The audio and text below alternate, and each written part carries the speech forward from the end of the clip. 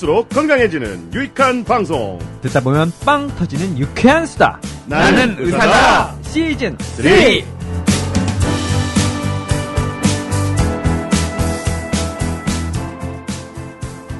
안녕하세요. 명예하수다 김철중입니다. JYP 박재영입니다. 써니 이혜선입니다. 네, 안녕하세요. 어서오세요. 네. 반갑습니다. 써니의 미모는 변함이 없네. 언제 나아지는 거야? 그러니까요. 준 기자 어디 알바 풀었어요? 댓글 알바? 왜? 왜 우리 팟빵 게시판에 갑자기 이 댓글이 한 여러 개가 달렸어요. 진짜? 맞아요. 들코 부이님. 김철중님 매력 감당 안 될 만큼 터집니다. 멋져요. 패널 의사분과 멘트가 겹칠 일이 많긴 하지만 이것 또한 특유의 매력이라 생각됩니다. 이거 알바 프로 같은데. 이제 얘네들이 활동하는구나. 또 있어요. 입금하셨어요? 또 있어요. 아흑아님은 많은 의료서적 방송 매체를 접했지만 전문의 모셔놓고 전문의가 수준 높은 질문을 던지는 김철중 기자 코너가 가장 도움이 됩니다. 김철중 기자 방송 분량을 편집하여 가족들, 지인들에게 추천해줄 정도예요. 이야. 심한데? 그리고 드디어 활동을 시작하고 있어. 네. 그리고 하나만 더 읽어드릴게요. 네. 이건 이제 하하하 우짜님. JYP님 저한테 하신 말씀이에요. 김철중 기자님 갈구지 마세요.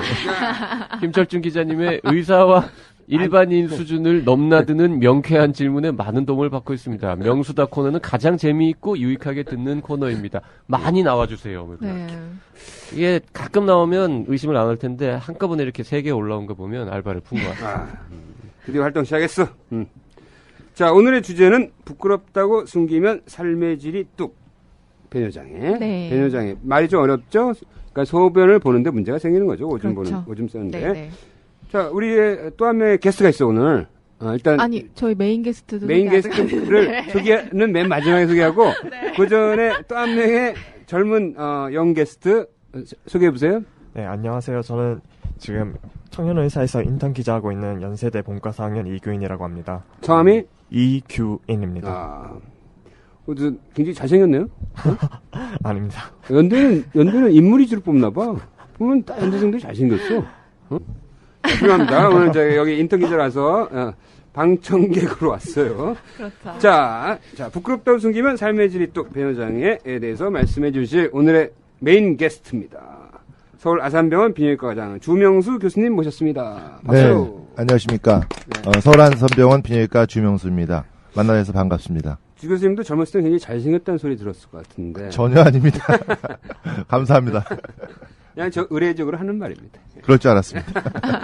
자, 우리 주 교수님 잠깐 소개해드릴게요. 현재 대한비뇨기과 학회 회장을 맡고 계시고요. 회장인가 이사장인가? 저희 비뇨기과는 이제 이사장과 회장 이원 체제에서 회장 일원 체제로 바꾼 지 한 4, 5년 됐습니다. 야, 그러면 이제 회장이 모든 걸 다 알아서 하는 거예요? 예, 정권을 쥐고 있습니다. 몇 년 되셨습니까? 저는 이제 1년 했고요. 예. 앞으로 1년이 더 남았습니다. 그러나 아직 네임덕은 안 온 거죠. 왔습니다. 자, 대한비뇨기과 회장이시면서 주로 배뇨장애, 요성 요실금, 전립선 비대증, 즉 이렇게 뭔가 소변을 보는데 문제가 있는 질환들을 주로 전공하셨습니다. 서울대학교 나오시고 서울대에서 전공하시고 지금 이제 아산병원에 계시고요. 미국 스탠포드 의대 비뇨기과 연수를 갔다 오셨네요. 97년도 갔다 오셨네요. 예. 이제 오래됐죠. 저랑 스탠포드 동문이시네요. 그러십니까? 제가 2006년도에 방문 연구원을 갔다 왔어요. 그러시구나. 그러고서 동네방네 스탠포드 동문이네 동창회는 언제 하냐 이런 얘기 하고 돌아다니고 있어요. 저분이 연대 가면은 연대 동문이라고 주장하시고. 내가 연대 무슨 최고의 과장이나 다 했더니 동문회비 내라고 오더라고. 그래서 나 어디 가서 또 연대 동문이라고 막 얘기하고 있어요. 연구대를 다 섭렵하신 거예요? 하여튼 보험은 여러 개 들어야지 뭐. 그러면 본격적으로 얘기를 해볼까요? 일단 배뇨장애 전반적으로 어떤 질환 카테고리가 있나요? 네, 배뇨장애라고 얘기하면은 배뇨와 관련된 모든 장애를 말하는데요. 네. 방광과 전립선, 요도 이런 데 문제가 생겨서 소변을 배출 잘 하지 못하는 배출장애하고 소변을 저장을 못하는 저장장애 크게 둘로 나눌 수 있습니다. 재밌다 이거. 예. 저장장애는 뭐예요? 소변이 안 나오는 거예요? 저장장애는 소변을 방광에 저장하고 있다가 배뇨를 해야 되는데 네. 저장을 못해서 자꾸 흘리거나 아. 자주 가거나 하는 걸 저희가 저장장애. 그러니까 이게 저수지처럼 좀 쌓아놨다가 어느 정도 되면 그때 배출해야 되는데 그렇습니다. 쌓이기도 전에 그냥 바로 그냥 예. 내보내는구나. 뭐 흔히 이제 요실금이나 이런 걸로 많이 알고 계실 거고요. 아, 요실금도 그냥 이제. 그럼 잘 안 나오는 거 하고 새는 거 하고 두 가지군요. 쉽게 말하면. 그렇습니다. 지금 말씀 잘 안 나오는 게 배출 장애고요. 네. 사실은 배뇨 후에 또 조금 다른 증상들이 있긴 하지만 어쨌든 네. 크게 두 가지라고 생각하시면 되겠습니다. 그러면 굉장히 질환의 범위가 높네요. 굉장히 다양하네요. 그렇죠. 배뇨 장애하면 사실 비뇨기과의 가장 중요한 건 배뇨 장애죠. 배뇨를 원활하게 할 수 있다는 게 굉장히 중요한 거니까요. 네. 이 비뇨기과란 말은 일본에서 지어낸 말인가요? 아마도 그럴 것 같습니다. 중국에서 뭐라고 불러요? 중국에서도 비뇨기과, 중국은 비뇨외과라 그럽니다. 비뇨외과. 예. 거기는 좀 배출 장애를 크게 받나 보다. 그러니까 수술 쪽에 이제 비뇨기과를 흔히 알고 계시기를 옛날에 이제 한 70년 됐습니다. 비뇨기과 학회가. 네. 근데 처음에 70년 전에 광복과 함께 창립됐을 때 피부과와 비뇨기과 같이 동시에 창립을 했고 피부 비뇨기과로 창립이 됐습니다. 그래서 사람들이 이제 피부 비뇨기과라고 알고 있고 네네. 또 비뇨기과는 그 이후에 한 몇 년 지나서 비뇨기과 피부과가 독립을 하게 됩니다. 그래서 이제 비뇨기과고 비뇨기과는 사실은 수술하는 과죠.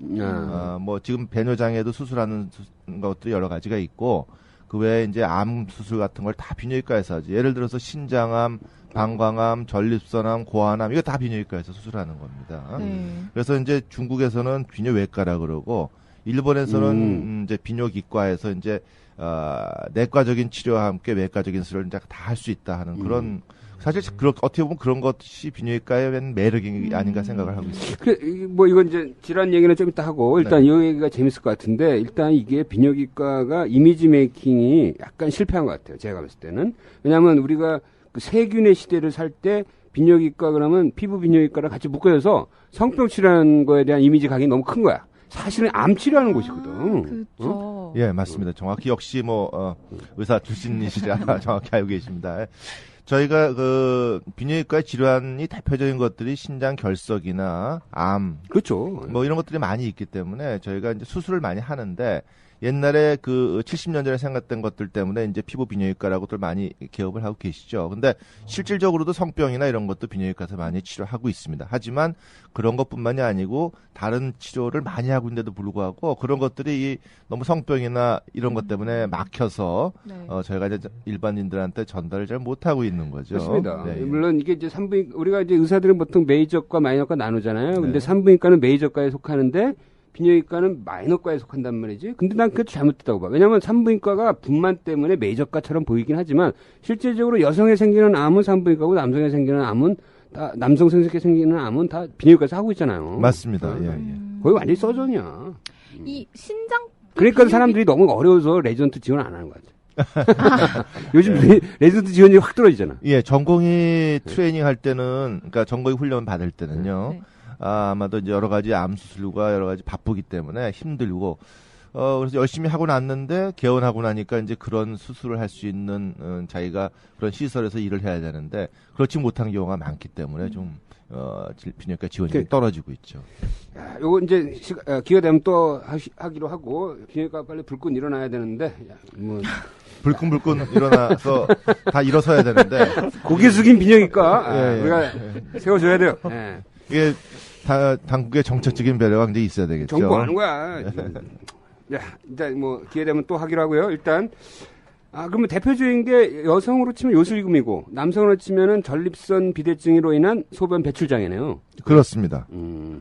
자, 그러면 이게 다양하게 일반적으로 모르고 자기가 배뇨 장애인데도 그걸 모르고 지내는 여성들이 많다며요. 요실금이야 금방 알지만 예를 들어서 과민성 방광 같은 거는 여성들이 이게 병인 줄 모른다고 그러거든요. 그렇죠. 예를 들어서 보통 정상적인 사람은 하루에 한 4번에서 6번 화장실을 가야 되고 소변이 막 급해서 쌀 것 같은 느낌이 없어야지 정상입니다. 그런데도 이런 증상을 갖고 있는 여성분들이 저희 조사에 의하면은 40대 이상에는 한 20% 이상 되거든요. 예. 특히 여성의 경우 더 그렇습니다. 요실금하고 다른 거예요. 그건 또 과민성 방광이라서 소변을 자주 보고 급한 느낌을 갖고 있는데 그게 심해지면은 이런 여성의 3분의 1은 요실금까지 생겨서 소변을 흘려서 소변을 속옷을 적시게 되는 거죠. 그런데 이런 분들이 본인의 어머니, 할머니들이 옛날에 그런 거는 다 나이가 들면 생긴다는 걸 잘못 듣고 계시기 때문에 병원을 찾는 일이 적게 되는 거죠. 물론 최근에는 많은 홍보가 되고 네. 여성분들이 이제 사회적인 일을 많이 하기 때문에 이런 걸 견디지 못하고 병원을 찾는 경우가 많이 늘어나고 있죠. 그리고 저는 이게 한국의 의료 문화의 맹점 때문에 이런 현상이 벌어진다고. 이게 나는 잘 모르겠는데 보면은 여성들이 이제 이런 소변에 문제가 생기잖아. 절박류가 그러니까 막 갑자기 막 오줌이 외롭단 말이죠. 아주 수시로. 그럼 어디 가는지 알아? 산부인과를 가. 근데 배뇨 전문의는 비뇨기과거든. 그러니까 산부인과를 가서 오니까 제대로 어떻게 보면 산부인과 선생님도 보긴 보지만 이게 정확한 근본 원인을 못 찾아내는 거야. 근데 약간 그런 거 있지 않나요, 혹시? 예, 여성분들이 조금 그 비뇨기과 찾는 거를 좀 꺼려하는 경우가 있는데요. 꺼리게 되죠. 그렇지만 이제 만약에 제 외래를 와서 보신다면은 네. 제 외래는 환자의 한 50% 이상이 여성분입니다. 그래서 와서 기다리다가 환자분들이 왜 이렇게 여성분들이 많지 이러는데 실제로 여성 환자들이 비뇨기과를 찾는 경우가 굉장히 많이 늘고 있습니다 지금. 그래서 이제 제가요 그 회장님이시니까 이제 여자들이 찾는 비뇨기과 이걸 뭔가 캠페인을 해야 될 것 같아요. 맞습니다. 저희가 그래서 여성 요실금에 대해서 많은 홍보를 했고 비뇨기과 학회 산하에 대한 배뇨장애 요실금 학회라는 또 이제 세부 분과학회가 있습니다. 그 분과학회가 92년도에 창립이 됐는데 한 20년 동안 여기서 비뇨기과 학회 함께 한 일이 홍보였습니다. 10년, 20년 전에 요실금하면 아무도 몰랐습니다. 근데 지금 요실금하면 다 알고 있지 않습니까? 그렇죠. 이제 많이 알죠. 그런 홍보를 했더니 비뇨기과 열심히 해놨더니 다른 데서 여기 중간에 올라타 갖고 뭐 이렇게 하는 그 그런 전문 용어로 경우. 레다바이라고. 아니 그러니까 지금 예. 현재 요실금 수술 90%가 산부인과에서 이루어지잖아요. 예. 그러니까 이게 이제 그 북은 누가 치고 뭐 제주는 누가 부리고 이렇게 돼 버린 거야. 네. 이거 왜냐면 그 여성들의 그 심리 비뇨기과 가면 왠지 성병 치료 받으러 예. 가는 것 같은 약간의 그 약간 뭐 그런 것도 그리고 있고. 남자 의사가 너무 네, 많아요. 맞아요. 예. 그게 더 큰 것 같아요. 그러니까 남자 의사 보는 게. 불임 환자가 이제 비뇨기과도 이제 불임을 봐야 되는데 그 불임이 이미 산부인과에서 이제 비뇨기과를 막 점령을 해갖고 많은 환자들 다 데려가서 보고 있는 거나 마찬가지로 요실금도 그런 상황이 됐죠. 근데 산부인과는 워낙 등치가 큰 데고 네. 비뇨기과는 좀 작은데 우리나라에서는 그렇습니다. 그리고 밭이 산부인과에 있는 거죠. 여성분들 일단 기본적으로 산부인과를 찾아가려고 하는데 네. 조금 한 번 더 생각해 보면은 이건 내가 이 병에 대해서 전문적인 지식인이 누군가 전문의가 누군가를 보시면은 사실 비뇨기과로 와야 되지 않겠는가 그렇게 생각하고 있습니다. 그러니까 뭐 방광염이라든지 비뇨기과 선생님도 열받으면 애를 요실금 받으세요. 이런 거. 방광염도 있고요, 맞습니다. 네네. 예. 그런 거는 다 비뇨기과를 사실 찾아가는 게 맞는 맞는 건데 거죠. 많은 여성분들이 산부인과로 좀 발길을 돌리는 경우가 내가 많은 만약에 거죠. 내 주변에 환자가 있으면 네. 만약에 딱 듣고 이건 산부인과로 할 건지 비뇨기과로 할 건지를 딱 판단해서 나는 이런 배뇨질환은 비뇨기과 꼭 가라고 그래. 근데 좀 여자 입장에서는요. 산부인과는 에는 여자 선생님들도 많으시고 해서 가게 되는데 비뇨기과는 남자 선생님들이 많고 또 말씀하신 것처럼 그런 뭐 게 성병 있어. 그런 것 때문에 여자 선생님들 이제 얘기를 비뇨기과 선생님들이 해볼까요? 여자 많아. 네네. 비뇨기과 지금 저희 회원이 한 2,000명 되는데 물론 오, 전체 네. 퍼센테이지로 따지면은 여성 비뇨기과 선생이 적긴 하지만 네. 우리나라도 한 30명 이상이 됩니다. 실제로 따져보면 신경외과나 흉부외과 뭐 이런데 여자 선생님이 많이 있을까요? 별로 없을 것 같아요. 거기에 비해서 비뇨기과 선생님들 여자 선생님이 많고 저기 네덜란드 같은 데는 거의 그 비뇨기과 의사 중에 반반이 남녀고요. 네. 일본의 비뇨기과 의사가 한 7,000명 정도 되는데 네. 거기에 여자 의사가 한 500명 정도 됩니다. 아. 비뇨기과 전문의가. 미국은 뭐 남녀를 가리지 않고 네. 그냥 비뇨기과를 하고 있습니다. 그래서 이제 한국 비뇨기과의 미래는 여자한테 달렸어. 여자 비뇨기과 의사를 많이 키워야 돼요. 예. 그래야지 이런 약간 터부가 깨지는 거지. 예. 근데 정부에서 취직자를 마련해줘야 될 것 같아요. 지금 같이 선희 씨 같이 이런 분들이 뭐 자꾸 그 산부인과만 가면은 비뇨기과 의사의 설 자리가 없어지는 거니까. 보면 네덜란드는 참 혁신적이야. 보면 항상 모든 분야에서 희한한 혁신적인 게 많아. 네덜란드는 벌써 이 비뇨기과 의사 반반이군요. 남녀 비율이. 예, 지금 전공하는 애들은 거의 반반이랍니다. 독특한 나라야.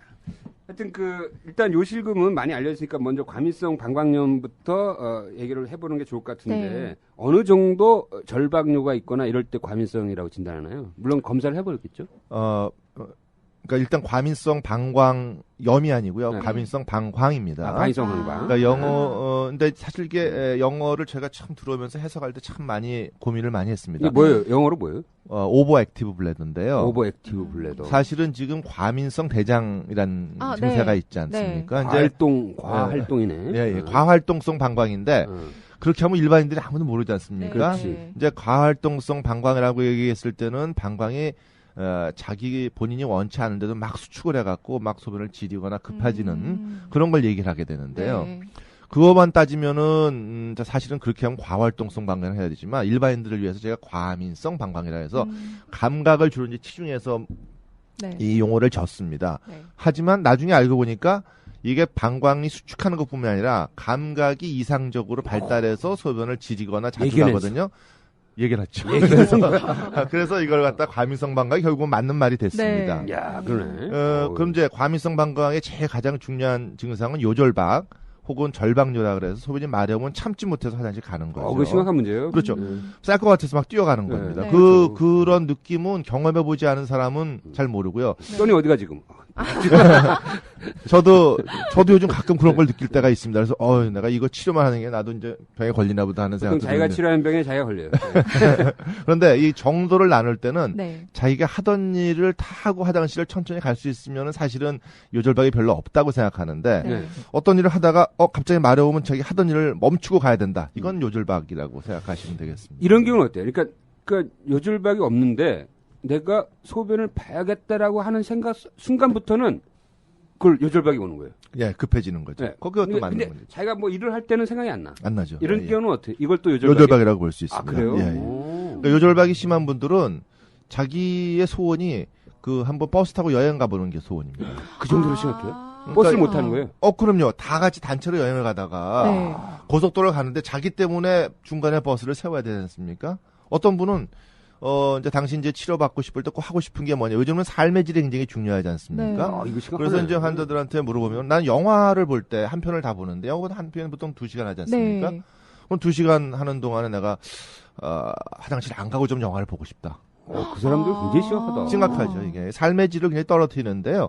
사실 저희가 삶의 질에 대한 리포트를 쫙 보면은 당뇨보다도 오히려 더 심한 경우도 있다고 지금 보고가 되고 아니, 있습니다. 그리고 약간 삶의 질. 이게 막 지리고 이러면서 약간 이 본인의 냄새나 이런 것도 굉장히 신경 쓸 거 아니에요. 당연하습니다. 그러니까 아. 이게 요실금이 심하지 않습니까? 네. 그래서 제가 아까 이제 과민성 방광 환자의 3분의 1은 요실금이 같이 동반이 돼서 마려운 느낌이 있으면 가는 도중에 지려버리거든요. 그러니까 팬티를 자주 가려 입어야 되고 사실 외출하거나 뭐 친구들하고 만날 때도 소변 냄새가 나지 않습니까? 네. 그러니까 대인 관계에 아주 약영향을 미칠 수가 이게 있습니다. 남녀 비율은 어떻게 돼요? 여성이 훨씬 좀 많다고 보여집니다. 4대 6 정도 되네. 왜 그런? 이제 저희 조사에 의하면은 여성이 한 7, 8. 그렇게 되군요. 예, 예. 나이 때는요? 나이 때는 이제 요실금이 또 종류가 여러 가지가 있습니다. 과민성 그래요? 방광. 과민성 방광에 의한 요실금은 절박성 요실금이라 그러고 네. 보통 나이가 증가할수록 더 많아지는 걸로 되어 있고요. 네. 저희 보통 20대에는 사실 그렇게 많지 않지만 네. 30대, 40대 넘어가면서 많아지고요. 한 60대, 70대 가면은 한 40%까지도 이런 아하. 증상이 그 정도는 물론 다를 수 있지만 생길 수 그러니까 있습니다. 이게 예를 들어서 이제 나이 들어서 그 소변을 이제 이렇게 좀 잡아주는 뭐 인대나 이런 근육의 문제란 기능성으로 오는 요실금이 아니라 이렇게 과민성 방광으로 오는 요실금인 경우에는 특별한 원인이 있는 거예요? 그러니까 뇌에서 네. 네. 저희가 뇌 중추에서는 소변을 참으라고 항상 명령을 하고 있습니다. 그렇구나. 그래서 야, 그러네. 그러니까 방광은 내가 할 일이 많네. 내가 여러 가지 할 일이 많죠. 그러니까 뇌에서 그렇지. 내가 그걸 안 해주면 큰일 나야 돼. 그렇죠. 막고 있다가 방광이 소변이 찰 때까지 기다리게 하고 있습니다. 그러다가 하루에 4번 내지 6번만 약 한 20초 정도 너는 소변을 봐라 하고 뇌에서 명령을 내려줍니다. 그럴 때 이제 소변을 보는 거죠. 그러면 만약 근데 그런 그 감각을 느끼고 뇌까지 왔다 갔다 하는 중추에 문제가 생기면은 네. 만약 억제가 잘 안 된다고 생각해 보십시오. 그럼 어떻게 됩니까? 계속- 억제가 풀려버리니까 계속 소변을 쏴라. 그렇게 되는 거죠. 어. 그게 이제 하나가고 두 번째는 네. 이제 감각이 이상하게 증가되는 거죠.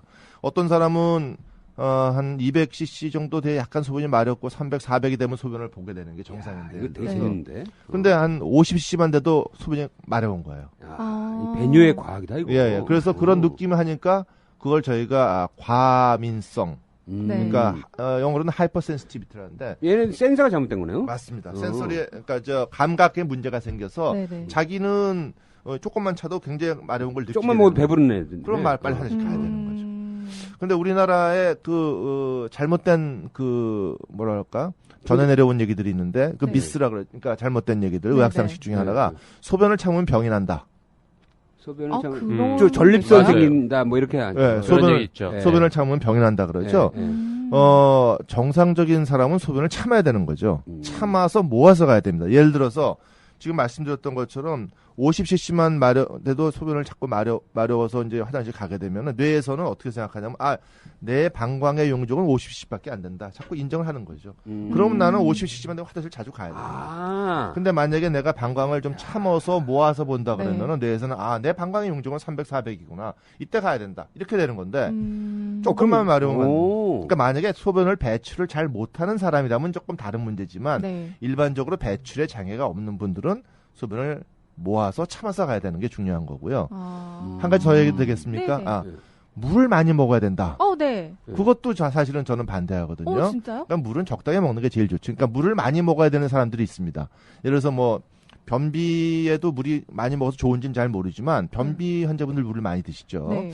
자, 그런 사람들 자꾸 좀 제가 치료하기가 어렵고 또 한 가지는 물을 먹으면 건강해진다고 또 많이 드시는 분들이 있거든요. 네네. 근데 뭐 얼마나 건강해지는지는 제가 잘 모릅니다. 하지만 물을 많이 먹으면 많이 먹을수록 소변 양은 많아지고 자주 가게 되는 거죠. 네. 제 생각에는 신장도 어느 정도에 하는 일이 있기 때문에 물은 적당히 먹는 게 좋다 이런 뜻이고요. 저는 네.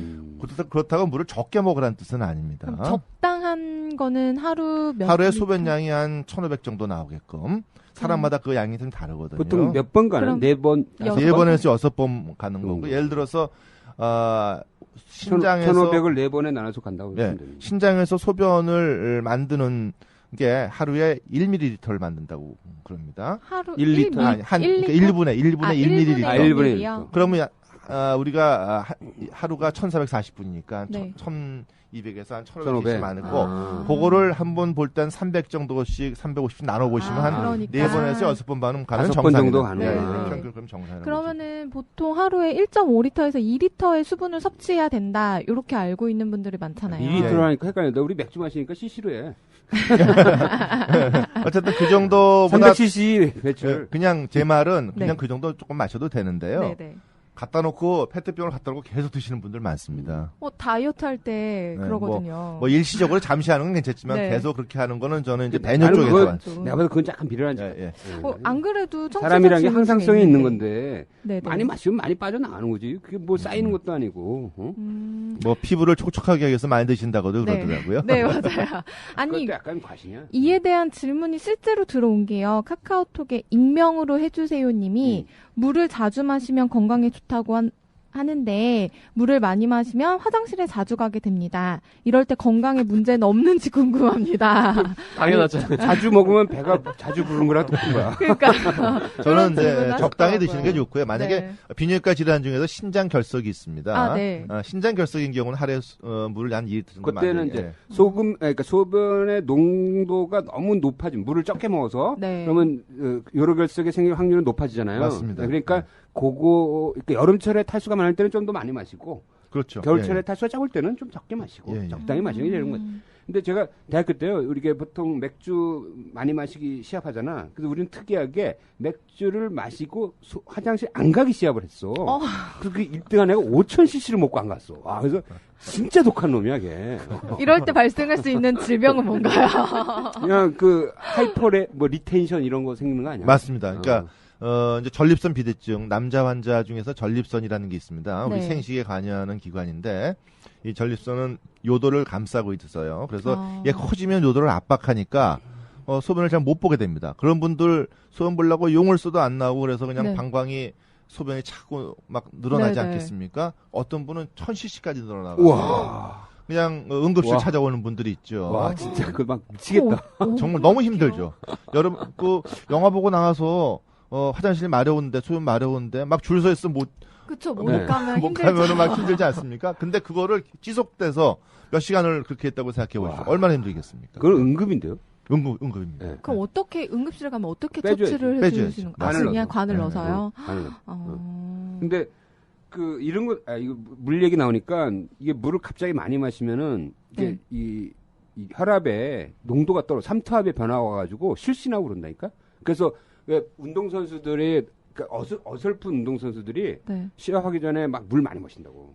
그러다가 이제 이 삼투압 변화가 와가지고 뇌압이 뚝 떨어져가지고 실신한 사람도 있어. 그러니까 물 적당히 마셔야 돼. 맞습니다. 네. 예. 아 그러면 그런 특히 한 가지만 더 네. 얘기하면요.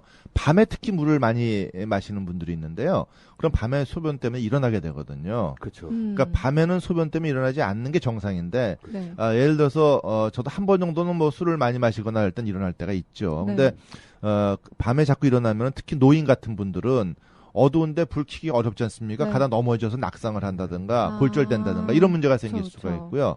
실질적으로 그 나온 리포트를 보면은 이 사망률이 야간요가 많은 분들이 사망률이 그렇지 않은 이것도 분들보다 재밌네. 사망률이 높아진다는 오. 보고가 직접 나와 있습니다. 밤에 소변 문제로 깬 사람들의 사망률이 높은 거예요. 그렇죠.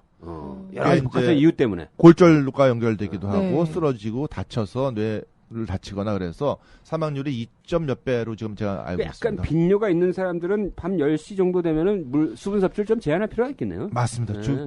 주무시기 전에는 수분 섭취를 좀 제한하는 게 좋습니다. 그 보통 이제 막 자꾸 이렇게 아침에 일어났을 때 소변을 딱 보면은 약간 농축된 느낌이 들어요. 그건 맞습니다. 문제는 없어요? 뭐 특별한 문제는 문제는 없습니다. 없어요. 예, 예. 밤사이에 저희- 쌓인 거예요. 좀 우스운 얘기하면은 제가 옛날에 그 레지던트 전공의 때 저희 비뇨기과에서 가장 큰 수술이 이제 방광을 다 드러내고 장을 갖고선 방광을 다시 새로 만들어준다든가 장을 통해서 이렇게 소변줄을 밖으로 뺀다든가 이런 수술을 하면은 네. 옛날에 하루 종일 했어요. 네. 제가 레지던트 하루 종일 들어갔다가 아, 아무것도 못 먹고 나오잖아요. 네. 그래서 이제 화장실 가면은 이제 비뇨기과에서 사는 얘기입니다. 이제 네. 화장실 가면은 그냥 요도가 그냥 화끈하고 따가워요. 왜? 농축이 돼서 아. 농도가 세니까 그런 정도 있었습니다. 원래 그 비뇨기과 의사들의 그 특징 중에 하나가 왜 고환 안 내려오는 거 있잖아요. 몸 안에 있어 애들 신생아들 잠복고원이라고 잠복고환. 그러죠. 그래서 자기 아들 태어나면 고환부터 본대. 그래서 비뇨기과 의사의 직업병이래. 고환하고 고치도 같이 봅니다. 아. 이제 애들 네. 뭐 얘기해 네. 네. 애들의 이제 선천적인 기형 중에서 비뇨기의 기형이 꽤 있습니다. 그렇죠, 그렇죠. 예, 예. 예. 그 중에 이제 말씀하신 잠복관, 고환이 안 내려와서 있는지. 음. 그래서 저도 애 태어나고 나서 전 아들만 둘입니다. 그래서 일단 고추가 제대로 박혀 있는지, 네. 고환이 제대로 내려와 있는지. 고추도 고추 끝에 오줌 나오는 구멍이 제일 끝에 달려야 되는데 그게 이렇게 회음부 쪽으로 밑으로 달리는 경우가 있어요. 맞아요. 그걸 요도 하열이라 그러는데 그런 경우도 많이 있습니다. 그래서 처음 그거부터 확인하셨어요? 다 확인했죠. 그건. 네. 멀쩡하던가요? 멀쩡하니까 좀 애들이 잘 지내고 있습니다. 아니 그러면 다시 방광 감염성 방광으로 돌아가서 이제 증상만 갖고도 대충 진단이 잡혀지네요. 맞습니다. 그러다가 이제 확진하는 뭐 검사가 있나요? 과민성 방광이라고 하는 거는 옛날에 그래서 뭐 언스테이블 블래더 그러니까 조금 불안정한 방광이라는 말을 쓰다가 전 세계 요실금 학회에서 과민성 방광이라는 말로 정립이 되고 그러면서 진단에서 가장 중요한 거는 환자분과의 문진 그다음에 우리의 신체적 검사 이런 걸로 일단 기본적인 진단을 하고 뭐 그게 방광 안을 뭐 방광경으로 들여다보거나 이럴 필요는 없어요? 그런 걸 하지 않습니다. 그래요? 그럼 간단한 거네. 증상과 신체적인 우리가 검사, 신체 네. 검사로 알 수 있고요.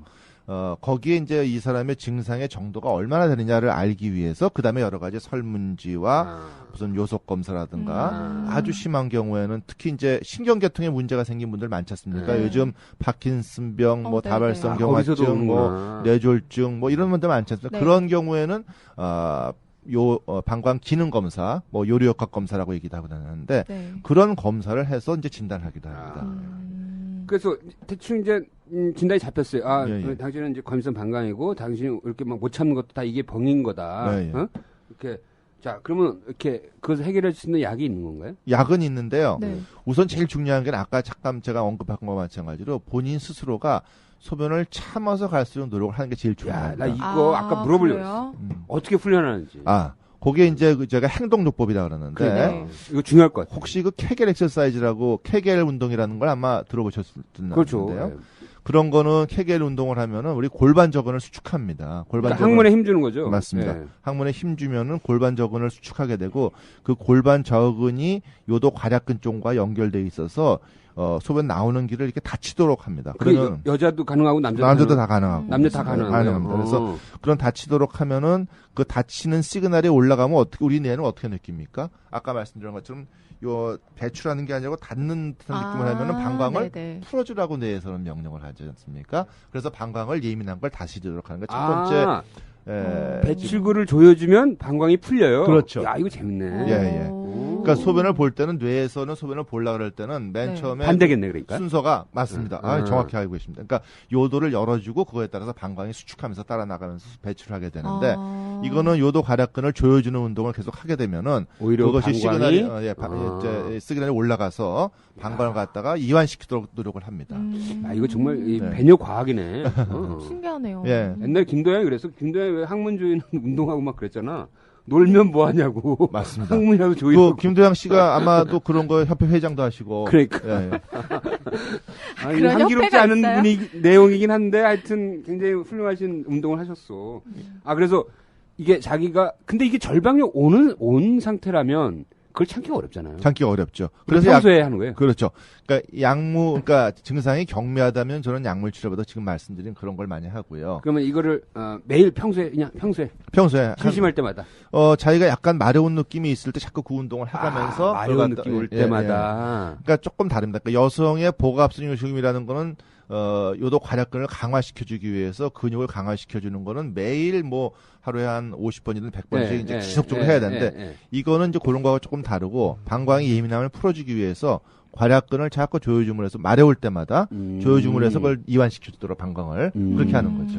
아 그럼 교수님 예를 들어서 평소에 과민성 방광 때문에 약 50cc만 쌓여도 소변을 막 절방력을 느끼던 사람이 이 훈련을 하면 막 300cc까지는 참을 수 있게 되는 거예요?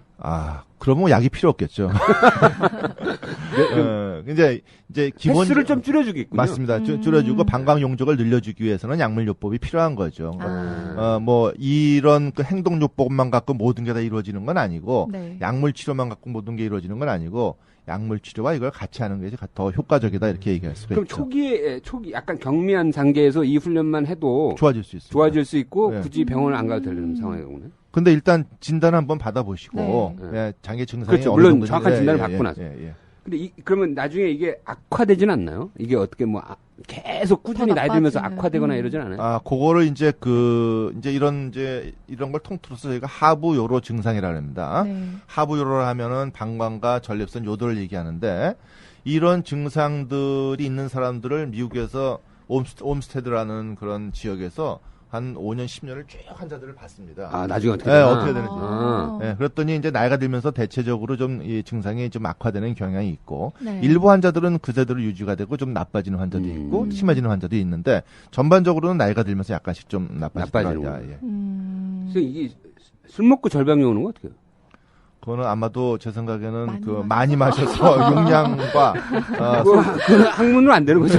욕망과 그럼 가야죠. 저희 저랑 같이 트레이닝 받은 비뇨기과 같이 트레이닝 받은 선생님 지금 어디 모 교수님이 계시는데 그분은 뭐 맥주를 짝으로 갖다 놓고 드세요. 네. 근데 뭐 화장실을 연상 왔다 갔다 하시면서도 그냥 맥주를 그렇게 드십니다. 예. 야, 그건 거의 뭐 저건데 무슨 투석인데. 맥주 투석이야. 서울대병원 재활의학과 정선근입니다. 이번에 100년 허리라는 책을 출간하였습니다. 허리 보증 기간을 100년으로 늘리는 방법을 소개한 책입니다. 우리 국민의 80%가 요통과 디스크로 고통받고 있습니다. 나쁜 운동, 나쁜 치료법은 통증과 디스크를 악화시킬 뿐입니다. 100년 허리 만드는 좋은 운동, 좋은 자세를 배운다면 수술 없이 요통과 디스크를 치료할 수 있습니다. 디스크 치료의 새로운 패러다임을 이 책 한 권에 가득 담아봤습니다. 100년 허리, 사이언스 북스에서 출간되었습니다. 그래서 만약에 너무 정도가 심해서 그런 훈련 갖고도 안 될 것 같다. 그럴 때는 이제 약을 쓰겠죠? 맞습니다. 어떤 jak의 약을 쓰나요? 그러니까 약은 일반적으로 가장 지금까지 많이 써왔던 약이 방광이 아까 자기 멋대로 수축한다 그랬지 않습니까? 네. 그래서 방광의 수축을 억제하는 약을 쓰게 됩니다. 그런 이제 항콜린제라 그러는데. 그러면 걔가 방광만 억제하지는 않을 거 아니에요? 그래서 이제 다른데 부작용도 나타날 수가 있죠. 근데 예를 들어서 변비가 온다든가, 아. 목마름이 생긴다든가, 네. 눈이나 이런데 건조함이 생긴다든가, 뭐 이런 부작용이 올 수 있습니다. 그런 거에도 불구하고 이게 굉장히 심각한 문제니까 이걸 해결해 주는 데 쓰는 거예요. 그러니까 다른데 오는 것보다는 방광에 작용하는 확률이 훨씬 높기 때문에 방광의 작용을 주로 하고 나머지는 약간의 부작용을 생길 수 있기 네. 때문에 지금까지 써온 거죠. 그래서 그 정도로 영화도 못 봤던 사람이 요 정도 약을 먹으면 이제 영화 한 편은 볼 수 있게 되는 거예요. 당연하습니다. 야, 그러네. 그러니까 최근에 또 새로운 약들이 좀 나왔습니다. 그래서 이제 전에는 이제 방광 수축을 억제하는 약을 썼지 않습니까? 네. 최근에는 또 방광이 소변이 찰 때 이완을 더 잘 시키는 약이 나왔어요. 그래서 이제 배뇨, 그러니까 부작용이 좀 적어진 거죠. 저장 용량을 늘려주는 겁니다. 그래서 부작용을 좀 많이 떨어뜨린 약도 나와 있고요. 네. 최근에 여러분들 보톡스 하면 너무나 네, 잘 알고 네. 계시죠. 네. 혹시 보톡스 질문하고 싶지 않았어요? 네네. 지금 언제 질문하나 이러고 있었는데. 비뇨기과 영역에서 이제 보톡스는 여러 군데에 쓰이고 있는데, 네. 지금 처음에 쓰기 시작한 거는 요도 괄약근에 주사를 놔서 요도 괄약근을 좀 열어줘서 소변을 잘 보게 한다든가, 근데 되게 이제 그런 건 신경이성 방광 환자에서 방광이 수축할 때 요도가 열려야 되는데, 그게 안 열리는 사람을 위해서 이제 그런 걸 써왔습니다. 네. 최근에는 전립선에다가도 이런 걸 해서 전립선의 크기를 줄이는 시술을 해왔는데, 그거는 별 큰 효과가 없고, 네. 제일 많이 하는 건 방광에 이 보톡스를 직접 주사하는 겁니다. 방광 어디다요? 직접 방광벽에다가 하는 벽에다가? 거. 그러면 이 배를 내시경을 뚫고 들어가는 거예요? 바늘이? 내시경을 보는 겁니다. 내시경으로? 방광 내시경을 보고 방광에다 보톡스를 직접 주사하는데, 네. 그렇게 해서 이런 과민성 방광을 해결하는 겁니다. 그럼 막 이 방광 벽 안에다 그냥 막 랜덤으로 막 찔러요? 저희가 주사하는 위치가 주로 있고요. 네. 이제 센서가 모여 있는 곳이 있겠다 그러면. 맞습니다. 정확합니다. 주로 의사 맞다. 의사 맞는 것 같습니다. 주로 이제 그런 감각이 주로 집중돼 있는데, 네. 주로 많이 이제 주사를 하게 되고요. 한 20군데 찔릅니다. 근데 비쌀 것 같아. 보톡스가요, 요즘 많이 쌓였지, 벽소스가. 싸졌고 의료보험이 됩니다. 아하. 예를 들어서 건강보험이 되는구나. 미용은 안 미용에는 돼요. 이런 면에서 우리나라 많이 좋은. 그거 좀 남으면 얼굴에 또 놓고 이래. 그렇게 하는 방광에 놓고 좀 남으면 얼굴에 놓는 예를 거야. 들어서 미용에 놓는 보톡스는 한 바이알 갖고 여러 사람이 맞지만 이거는 저희가 많이 들어가니까. 한 사람당 이제 하나 혹은 2개씩 쓰거든요. 네. 그래서 기존 이런 약물 치료에 잘 안 듣거나 네. 부작용이 생겨서 더 약물을 못 먹거나 네. 그리고 자기는 이런 약을 계속 먹어서 일생을 먹어야 되거든요. 네, 이게 네. 그러긴 불편하니까 보톡스 한 방을 딱 맞으면은 한 6개월, 9개월 동안은 약을 안 먹고도 이것도 어차피 마찬가지로 6개월이면 약효가 이제 다 맞습니다. 떨어지니까 한 번 6개월마다 더 가서 맞아야 되고 이런 거. 나 방광에 보톡스 맞으러 가 뭐 이런 거네. 그러니까 보톡스의 최대의 장점이자 단점이 바로 6개월이나 9개월 되면 네. 효과가 없어지는 거니까 사실 부작용이 나타나도 그때 되면 부작용이 다시 사라진다는 거예요. 부작용으로 방광 주름이 펴지는 거 아니에요? 방광에도 방광이 주름이 있어요? 이뻐죠. 방광을 살짝 마비시키는 거죠, 이 보톡스는. 예. 방광에도 주름이 있지. 이렇게 약간 이렇게 울퉁불퉁하게. 예. 그러니까 그래야지 펴졌다 줄었더라 하니까. 그 주름 얘기를 좀 해보겠습니다. 그럼 방광에 주름이 생기는 이유는 특히 네. 여성보다는 남성에 주로 생기는데 왜 생기냐? 아까 남성의 전립선 비대증을 얘기를 했었죠. 네. 전립선 비대증은 나오는 요도를 갖다 둘러싸고 있고 그걸 막아서 압박하니까 소변을 잘 못 보게 돼요. 네. 그러면 사람이 소변을 보려고 용을 쓰게 되죠. 네. 자꾸 그렇죠. 힘이 많이 돼. 아. 그러면 어떻게 돼요? 방광이 죽을 생겨요. 쭉. 죽을 쭉. 근육도 생기겠네. 근육이 생깁니다. 그러네. 그 그러면- 내시경으로 그 보톡스 시술 한다고 말씀하셨잖아요. 예, 맞습니다. 그 이제 요도로 들어갈 거 아닙니까? 맞습니다.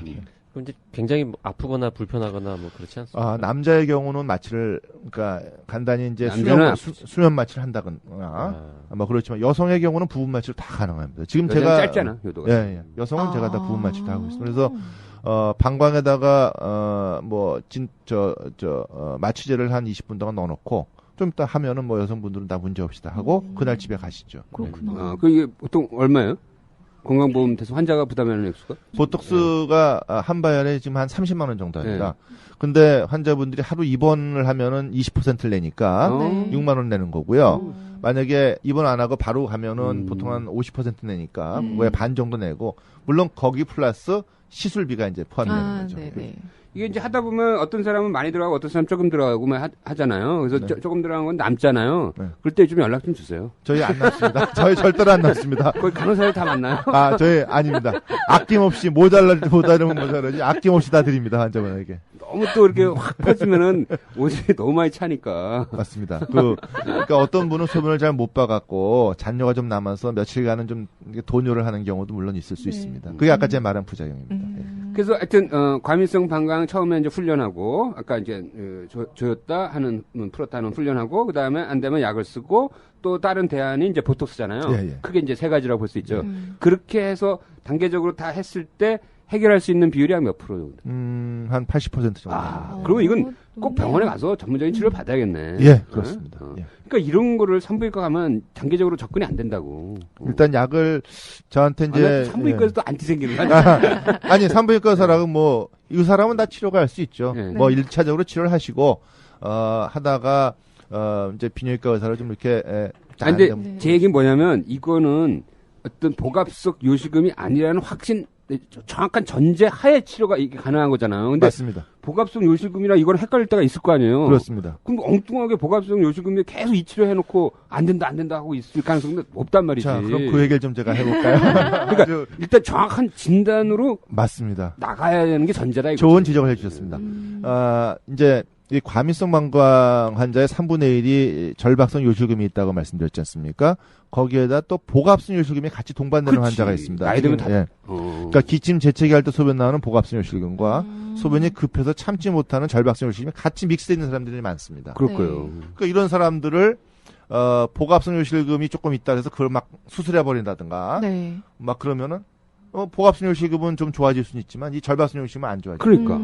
물론 일부 환자에서 좋아지는 경우가 보고가 되고 있습니다. 네. 하지만 어느 병이 더 중한가를 따져서 이런 절박성 요실금과 과민성 방광이 더 심하다면 이쪽을 치료하는 게 맞는 거죠. 맞아요. 이거 굉장히 중요한 얘기예요. 이게 이제 일단 딱 진단이 딱 정확하게 갈라져야 그 다음에 치료가 맞습니다. 정확한 거니까. 그러니까 이런 경우는 당연히 이제 비뇨기과 전문의를 찾으셔야 되는 거죠. 예. 네. 그렇죠.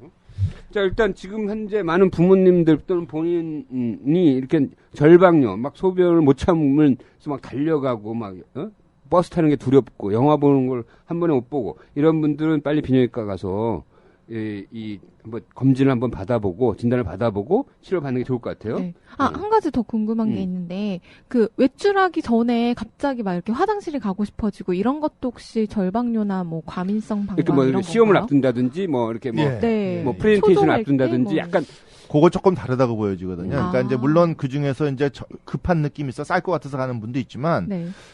저희가 그런 걸 뭐라 하냐면은 그 편의적 배뇨.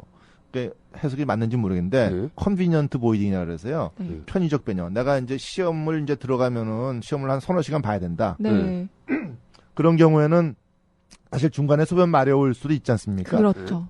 그래서 이제 본인이 아예 먼저 소변을 보고 들어가는 거죠. 예. 그러니까 외출할 때도 난 외출을 장기간 해야 되는데 혹시 화장실을 찾기 어렵다고 생각되면은 네. 내가 화장실을 갔다 가겠다. 이런 거는 뭐 그 편의적 배뇨라고 보고 네. 그런 편의적 배뇨는 하루에 한 번 정도 있을 수 있습니다. 근데 이제 그 써니가 물어보고자 하는 건 아마 이런 것 같아요. 왜 이런 거 있잖아요. 왜 그 배기고혈압이라고 이렇게 병원에 가면 혈압이 높은 사람이 있어요. 의사만 보면 혈압이 높은 사람. 그걸 이제 하얀 가운을 보면 혈압이 높아지는 사람인데 이 사람들을 쭉 장기 추적했더니 결국엔 고혈압이라는 거야. 이게 오. 고혈압의 전조 증상이었다는 거지. 네. 어? 배기 고혈압도. 네. 그러니까 그래서 내가 무슨 발표를 앞두거나 뭐 이럴 때마다 그냥 소변이 절박류가 생기는 거야. 소변을 화장실 가고 싶어져.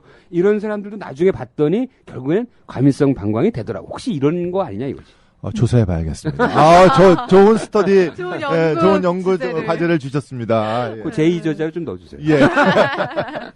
그러니까 그 뭐라고 했죠? 편의적 배뇨라고 배뇨? 이제 편의적 신경, 예. 배뇨가 결국에는 잦은 사람도 갈 수 있겠죠, 당연히. 그러니까 과민성 방광인 경우가 많더라. 예, 예. 뭐 이런 게 이제 예. 조사하면 나오지 않을까 그래요. 그거 네, 네. 아주 좋은 주제입니다. 네. 저도 그렇게 생각합니다. 근데 그런 소인이 있기 때문에 맞습니다. 갈 예. 거라는 거 아니야. 왜냐면 꼭 발표한 사람 다 화장실 가는 건 아니잖아. 그렇죠. 그리고 어떤 사람은 가고 어떤 사람은 맞습니다. 가잖아. 과민성 방광이 있다 그래서 모든 배뇨가 다 급해서 가는 건 아닙니다. 그렇지. 그러니까 어떤 때는 편하게 갈 수 있는 거고, 어떨 때는 막 급해서 가는데, 과민성 방광 환자라도 어떨 때는 편하게 가는 사람도 있는 경우도 거죠. 있는 예, 예. 거예요. 그래서 그 정도를 나눌 때 아까 제가 이제 어떤 일을 하다가 급하게 매번, 간다고 말씀드렸죠. 네. 그래서 제가 이런 환자분들 진단할 때 배뇨일지라는 걸 쓰거든요. 네네. 배뇨일지를 쓰면 자기가 몇 시에 소변을 얼마를 봤으면서 그때 느낌이 급했다 안 급했다를 적게 돼 있습니다. 야, 그래서 그걸 보면은 재밌네. 하루에 한 최소한 2번 이상은 그런 급한 느낌이 있을 때 이제 저희가 좀 더 이제 네. 치료를 하게 되고요. 어떤 상황에서 소변을 받는지도 적나요? 예를 들어서 내가 뭐 영화를 보다가 나왔다든지. 근데 뭐. 그것까지 적으라고 하면 환자분들이 화내세요. 너무 복잡하죠. 너무 복잡해서 네. 그러니까 좀 심플하면서 환자분들이 협조를 구해내서 저희가 객관을 시킬 수 있어야 되는데 네. 너무 복잡하면 특히 연로하신 분들은 정말 힘들거든요. 네. 사실 젊은 사람도 그걸 적어오라면 힘들기 때문에 가장 심플하게 하는 게 좋은 거죠. 예. 그러면 본인이 과민성 방광이지 않을까 좀 의심되시는 분은 배뇨일지를 스스로 한번 써보면 써보시는 됩니다. 것도 예. 괜찮겠네요. 그거 좋은 말씀하셨는데요. 네네. 그거 적는 것만 갖고도 치료가 될 수도 있습니다. 어떤 오, 분들은 네. 자기가 하루에 막 15번씩 가는 분이 배뇨일지 적다 보니까 내가 왜 이렇게 자주 가지 하고선 참아서 가는 걸 스스로 하게 됐어요. 행동요법이네요. 그건 맞습니다. 아. 그겁니다, 바로. 그래서 이런 배뇨일지는 환자 적어와야 되니까 우리 병원에서 배뇨일지 종이도 만들어야죠. 컵도 네. 드려야죠. 네. 설명도 한 10분, 20분 하죠. 그럼 갔다 오시면 그걸 또 우리가 판독을 해서 당신은 요게 맞고 다 설명을 해야 되는데 네. 수가가 하나도 없어요. 아이고 이럴 수가. 이런 거 빨리 이게 의료수가로 해가지고 예. 병원에서 이런 어떻게 보면 이제 어떤 약물 치료나 수술요법이 아닌 교육으로 해결 가능한 거잖아요. 맞습니다. 그게 네. 결국엔 의료보험 재정을 절약하는 건데. 맞습니다. 이런 걸 빨리 많이 해줘야지. 그런 걸 잘 최근에 했습니다. 암 환자는 교육에 대해서 이렇게 수가가 책정이 됐잖아요. 그것도 너무 낮다며. 네, 너무 어? 낮게 책정되긴 했지만 어쨌든 시작이 됐는데 그 각 분야마다 그런 교육에 대한 그러니까. 수가를 좀 책정하는 게 필요할 것 같아요. 사실 암만 암이 아니고 이런 요실금이나 과민성 방광도 사회적인 암이다. 저희는 이렇게 생각하고 있습니다. 그럼요. 예. 혹시 예. 과민성 방광에 소인이 있을 경우에 이렇게 미리 예방하는 생활 습관 팁 같은 건 없나요? 예. 그러니까 평소에 이제 항문 조이는 거 말고. 그러니까 마렵다고 이제 바로바로 가지 않고 수분은 적당히 좀 드시는 걸 하고요. 이 과음은 사실 별로 안 좋고요. 네. 커피는 방광을 자극하는 음식 중에 하나로 되어 있습니다. 그래서 커피 자주 드시는 분은 화장실 자주 저도 그래요 지금. 그래서 네네. 차나 커피가 그렇고 카페인이 많은 음식들은 그럴 뿐 아니라 탄산음료 같은 것도 이제 방광을 자극을 합니다. 그리고 이제 겨울에 날씨가 추워지면은 또 네. 화장실을 자주 가게 되거든요. 이 찬 온도가 또 방광을 자극합니다. 그래서 연로하신 분들은 내복 같은 거 입으시면 좋을 것 같고요. 네. 따뜻한 온수 자욕 같은 것들이 이런 배뇨장애에 많은 도움을 주고 있습니다. 겨울철에 배뇨장애가 심해진다는 이야기는 진실이군요, 그러니까. 예, 맞습니다. 그리고 핫팩 특히- 같은 걸 배에 붙이는 거는요? 나쁘지 않습니다. 근데 이제 살을 조심하셔야 되겠죠. 네. 이제 겨울철에 특히 이제 감기 잘 걸리지 않습니까? 네네. 특히 이제 연로하신 분들 남성의 전립선 비대증 있는 환자분들은 감기약 드실 때 조심하셔야 됩니다. 그러니까 감기약이 배뇨를 못하게 하는 경우가 많이 있습니다. 그래서 감기약 잡수시고 갑자기 소변을 못 봐서 응급실 오시는 분이 종종 있기 때문에 주로 어떤 감기약이? 그러니까 주로 이제 에페드린 같은 경우는 그 이제 코 이렇게 코 콧물 막히는 나오는 거. 그런 음. 것들은 주로 이제 요도 발약근을 다쳐주기 때문에 네. 소변을 못 보게 만들 수 있고요. 항히스타민제 같은 경우는 네. 방광의 수축력을 좀 떨어뜨리게 할 수가 있습니다. 그래서 전립선 항히스타민은 방광 수축력을 떨어뜨려요? 네. 그러면 어떻게 항콜린제하고 좀 비슷한 역할을 조금 할 수 있기 때문에 그럼 어떤 결과가 오는 거죠? 수축력이 소변을 잘 떨어지면 못 보게 되는 거예요. 못 보게 되는 예, 거예요. 예. 아, 그러면 그 배뇨장애가 있으신 분들이 동네 의원에 가서 감기약 처방을 받을 때 의사한테 그 얘기를 꼭 해야겠네요. 하시는 게 좋습니다. 그래서 그런 거 세지 않게 네. 약하게 한다든가 혹은 배뇨장이 평소에 있는데 약을 안 드신 분들은 그런 거 일시적이라도 좀 소변을 잘 보게 하는 약을 드셔두는 것도 그 내과 선생님들이나 뭐 가정의학과 선생님들이 다 아시겠지. 그 감기약들이 배뇨장애에 영향을 준다는 걸 다 아시나요? 전부 다? 제 생각엔 많이 알고 거의 다 계시다고 안다고? 생각합니다. 거의 다? 예, 예. 다행입니다. 저 네. 전문의를 따신 분들인데 다 알고 계시죠. 아니 뭐 내가 아는 정도면 뭐. 몰랐던 것 같은데. 아니, 알아. 근데 그런 거는 약국에서도 보약 지도를 해줘야 될 것 같아. 혹시 이 약이 어떤 그 배뇨 장애를 일으킬 수 있으니까 소변을 못 보게 되면 빨리 응급실로 가보세요. 뭐라 이렇게 하는. 근데 이제 일반적인 사람한테는 별 큰 이상이 그러니까 없기 나이 드신 때문에 분들, 나이 드신 분들 전립선 비대증이 있을 거라고 예상되는 맞습니다. 예, 그런 분들한테 그 좀 엉뚱한 질문일 수 있는데요. 애들 오줌 싸는 거는 배뇨장애 범위에 안 들어갑니까? 들어갑니다. 아, 그것도 들어갑니까? 예, 예. 아. 오줌 싸기 얘기 잠깐 할까요? 네네. 그러면? 이제 아이고 얘기 깊어지는데. 재밌어. 이거 한 번 더 모셔야 돼. 아니 요 애들 야뇨증 뭐 네. 소변장애로 가면 한 편이야 또 이게. 그렇죠. 그러게요. 그 짧게라도. 오늘은 좀, 예. 짧게. 맛배기만. 네. 그러니까 애들이 처음 태어나서 이제 1, 2개월, 한 달, 1년까지는 소변을 보는 게 아니죠. 그냥 싸버리는 네. 거죠. 그러니까 하루에 20번 이상 배뇨라기보다는 이제 소변을 지리는 네. 거죠. 그 이유는 뇌가 아직 성숙이 안 되는 거죠. 아까 제가 뇌의 역할은 소변을 억제하는 네. 역할을 한다는데 이게 뇌가 어느 정도 성숙이 돼야 억제할 수 있는데 성숙을 못 하고 있는 거죠. 그래서 그 성숙할 때까지가 한 3살까지야 이제 뇌가 성숙을 하는 네. 거죠. 그동안은 소변을 지리니까 애들 기저귀를 차고 있는 거예요. 네네, 맞아요. 그다음에 뇌가 성숙이 되면은 그때부터는 기저귀를 벗는 거죠. 그런데 이 성숙이 늦게 되는 애들이 있습니다. 그런 애들은 어떻게 될까요? 오줌 싸개가 되는 거죠. 네. 그렇겠네요. 그리고 이런 애들이 밤에 오줌 싸개가 굉장히 오래되는 애들은 나중에 성인이 돼서 배뇨장애 일으킬 가능성이 많고 그리고 또 야간뇨라 그래갖고 밤에 자꾸 소변 일어나게 네. 하는 소변을 보는 거 이것 가능성이 많습니다. 그럼 그러니까 어렸을 때 그런 소인이 있던 사람이 나중에 배뇨장애 올 가능성이 높은 거라고요? 그렇죠. 근데 대부분의 경우는 정상적인 애들은 이 뇌가 성숙하면서 이런 오줌 싸기가 다 좋아지게 마련인데 네. 3살, 5살, 7살까지 되면서 이제 남는 애들은 오케이. 한 1%밖에 안 되는 거예요. 그러면 예를 들어서 야, 아빠가 아범이 저러더니 손자가 그러네. 이거 약간 가족력 있을 것 같은데? 아니 가족력 있을 것 같아. 예, 찾아보면 있을 수 있겠습니다. 아니 약간 유전적 소인이 있지 않을까? 예, 예. 어차피 뇌회로의 문제잖아. 예, 예. 그러니까 이거는 충분히 유전된다고. 갈 가능성이 높아. 그러면 자 과밀성 방광 이거 굉장히 이제 어떻게 행동해야 될지 이제 알았고 그다음에 최근에 제가 비뇨기과 선생님들이랑 이제 술을 먹었는데 아직도 약 60대 70대 여성분들은 복압성 요실금을 네네. 아직도 치료 못 받는다고 생각하는 할머니들이 아직도 많대. 예, 맞습니다. 나는 그렇게 홍보가 됐는데도 어떻게 그걸 모르지? 자식들은 뭐 하는 거야 도대체? 그러니까 그러니까 자식들한테 이 부모님들이 말하기 좀 껄끄러우실 것 같아요. 아니 그런 것도 있고요. 그거 네. 첫 번째 원인이 되시고 두 번째는 자식들한테 경제적으로 폐를 끼치고 싶지 않은 것도 있습니다. 다 보험 되잖아요. 보험이 되지 물론 되던데도 불구하고 이거는 죽는 병이 아니기 때문에 그러니까 본인은 참고 지낸다는 생각을 하고 계시는 거죠. 그러니까 경제적으로 능력이 있는 분들은 와서 수술하십니다. 근데 이제 경제적으로 능력이 없는 분들은 이제 그런 게 있어요. 그래서 지원해 주지 않나? 그러니까 자녀분들이 지원하긴 하지만 자녀분들이 와서 아까 선생님 말씀하신 것처럼 그런 소변 문제까지 잘 물어보질 않거든요. 그러니까 부모님들이 자녀분들한테 그런 걸 얘기하지 꺼려하거나. 교수님들 외래에서 그런 환자 보여요? 보면 되게 연로하신 분들이 말끔하게 차려입고 오신 분들은 혼자 오세요.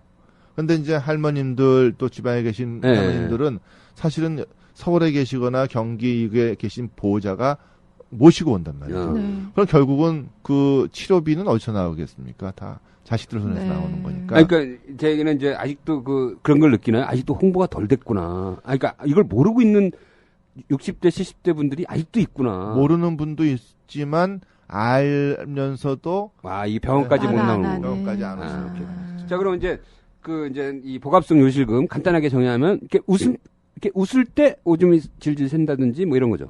그러니까 복압이 올라갈 때 소변이 샌다는 겁니다. 그러니까요. 배에 그럼- 힘주면? 예, 배에 힘주면. 자, 다시 네. 한번 보통 이제 웃을 때 배에 힘이 들어가니까. 아까 제가 다시 한번 네. 배뇨의 이제 그 네. 기전을 네, 보면 네. 소변을 볼 때는 요도가 열리고 네. 그거에 따라서 방광이 수축해서 소변을 보게 되는 겁니다. 그렇죠? 네. 근데 요도가 열리는 거는 우리가 막 그냥 기침하고 재채기 한다 복압이 올라가서 열리는 게 아니고 신경계에 전달이 돼서 신경 전달 물질에 의해서 요도를 열리게 해야지만 요도가 열리는 거예요. 네. 그게 정상적인 네. 거죠. 근데 비정상적으로 신경계에 전달이 안 됐음에도 불구하고 단순한 복압만 갖고 요도가 열려버리는 거죠. 그게 복압성 요실금입니다. 미스매치네 완전히. 그렇죠. 어. 복압성 요실금이 되는 거죠. 근데 그게 이렇게 뭐 출산하고 나서 나이 들고 뭐 그 주변을 감싸고 있는 인대가 늘어나고 뭐 이런 그런 약간의 그 기능적 요인이 있는 거예요? 맞습니다. 그러니까 제일 큰 요인은 임신과 출산이 제일 큰 거고 그다음에 이제 나이가 들면서 노령화되면서 근육이 약해지는 것도 있고요. 괄약근이. 네. 그 외에 어떤 신경계통의 질환의 경우에는 일부 신경계 질환이 괄약근을 약하게 하기 때문에 그럴 수가 있습니다. 야, 이게 어떤 출산의 숙명이네. 예? 그게 그 아이가 그러니까 제왕절개도 그래요? 제왕절개 하더라도 임신을 하지 않습니까? 임신과 출산. 이 자궁이 커지고 압박하고 뭐 이런 그런 과정에서. 연구를 한 데가 있습니다. 그러면은 제왕절개 하신 분하고 자연분만한 거가 비교해 봤을 때 어떤가? 네. 어떤 리포트는 자연분만한 게 조금 높다는 리포트도 있지만 어떤 별 차이 경우는 없어요. 절대 없다. 임신 자체에 네. 그러니까 자궁이 커지고 막 이런 과정이구나. 근데 중요한 거는 임신과 출산을 했다고 모든 분이 다 이 요실금이 생기는 건 아니지 않습니까? 그러니까 외국 같은 경우는 출산 전부터 이런 그 피지컬 세라피스트 그러니까 운동요법 네. 가르치는 분들이 산전부터 그런 골반적인 운동 같은 거를 시키고 그거에도 시켜서 그런 걸 좀 줄이기도 합니다. 예. 그러면 임신을 했을 때 그런 케겔 운동 같은 거를 하면 요실금이 올 거를 좀 줄일 수 있는 거예요. 그러면 이게 임신과 출산으로 생긴 요실금은 영구적인 건가요? 아니면 일시적인 건가요? 대개의 경우는 일시적으로 생기지만 그 이제 증상이 남아서 지속되는 사람들은 거기에 우리 출산이 이렇게 많은데 그 분이 다 환자가 아니지 않습니까? 네. 그리고 약간의 증상은 남지만 네. 그런 증상에 따라서 그 심한 경우에 수술하는 거지 모든 사람을 다 수술하는 건 아니지 않습니까? 네. 예. 이게 가장 흔히 와서 하는 증상이 뭐예요? 환자들이 와서 기침할 때, 재채기하고 무거운 거 들 때, 무거운 거 들 때, 그리고 이제 특히 이제 유산소 운동 중에서 제일 좋은 거가 줄넘기거든요. 줄넘기. 그러네. 다 복압 올라가는 거네. 네, 다 복압 올라가는 거죠. 그런 것도 있을 때다 소변이 새는 거죠. 기침할 때, 무거운 거 들 때, 줄넘기 할 때, 재채기 할 때. 그러니까 가득 담긴 커피잔을 들고 있다가 커피를 흘리는 순간이랑 비슷한 거네요. 이게 뭘 흔들려? 기침하다가 커피잔 들고 네. 재채기 하면 커피 흘릴 수 있잖아요. 그러면 이제 이거는 워낙 자각 증상이 뚜렷하니까. 알 수 있는 거죠. 그걸로 진단이 되는 거죠. 근데 이제 중요한 거는 아까 말씀드린 과민성 방광 혹은 절박성 요실금과 동반될 수도 있고 병합돼 있느냐 안 돼 있느냐를 먼저 이제 거기에다 더하기 이게 그 또 소변 배뇨에 장애가 있는지 없는지도 같이 확인을 해야 됩니다. 이런 분들 그냥 배뇨 장애가 있는데 괜히 막 수술했다가는 오히려 더 악화를. 그게 무슨 말이에요? 그러니까 예를 들어서 소변을 절박성 요실금인 환자를 이 수술을 막 해놨다가 절박성 요실금이 더 심해질 수도 있고요. 거꾸로? 예. 그리고 배뇨 장애가 있는 사람들, 소변을 잘 못 보는 사람들한테 요실금 수술해서 요도를 막아버리면은 더 소변을 못 보기 때문에 잔뇨는 많이 남고 증상은 더 심해질 수가 있습니다. 그래서 그런 거를 저희가 잘 체크해야 된다 그런 뜻입니다. 이것도 간단한 게 아니네. 비뇨기과를 꼭 가야 되는 이유기도 하네요. 근데 하여튼 그런 복합성 요실금, 그러니까 단순 복합성 요실금인 경우에는 간단하게 테이프 요법 수술을 하는 거죠. 그 맞습니다. 안을 살짝 걸어주는 수술을 하는 거죠. 그렇습니다. 예. 그거는 약 30분이면 끝나는 거죠. 예. 그리고 이것도 건강보험 되는 거죠. 보험 됩니다. 그래서 환자 내는 비용이 거의 뭐 10만 원? 아닙니다. 그거보단 더. 30만 원 이내요. 그게 이제 그 1, 2차 의료기관하고 3차 의료기관하고 차이가 있고요. 근데 입원은 안 하죠. 내려에서 다 끝나지 않나요? 뭐 저 같은 경우는 이제 그날 수술하고 가는 경우도 있고 네. 젊은 분들은 네. 좀 연로하시거나 당뇨, 혈압 무슨 이런 여러 아. 가지 있는 분들은 그날 와서 수술하고 하루 입원했다 가시도록 합니다. 네. 근데 물론 마취를 하게 되는데 전신 마취할 수도 있고 뭐 척추 마취할 수도 있는데 저 같은 경우는 이제 수면 마취라면은 이제 수면 마취에 들어가는 그 약이 아하. 그건 건강보험이 안 되니까. 근데 약이 있는데 그런 약이 나중에 그냥 바로 그냥 집에 보내니까 환자분들이 조금 어지러지하죠. 어지러지라고 뭐 그런 아. 경우가 있어서 그런 경우는 이제 하루 정도 입원했다 아. 하시도록 합니다. 하여튼 다시 한번 얘기하지만 그런 단순 복압성 기침 말고 재채기하고 줄넘기하고 이럴 때 나오는 오줌 새는 단순 복압성 요실금은 30분 정도의 간단한 수술 해결할 수 있다. 고생하지 마라. 예, 아. 맞습니다. 그것도 건강보험이 다 적용된다. 됩니다. 음. 예. 길게 입원해봤자 하루다. 음. 그러니까 그런 부모님한테 꼭 물어봐라. 맞습니다. 명절 때 잘 물어보셨어야 되는데. 그러니까 아니 그리고 다음 명절 때 그러니까요. 그리고 일단 이렇게 부모님을 갔을 때 뭔가 냄새가 약간 쾌쾌하게 할 수도 있다고. 맞습니다. 그거를 잘 감지해야 돼. 네. 예.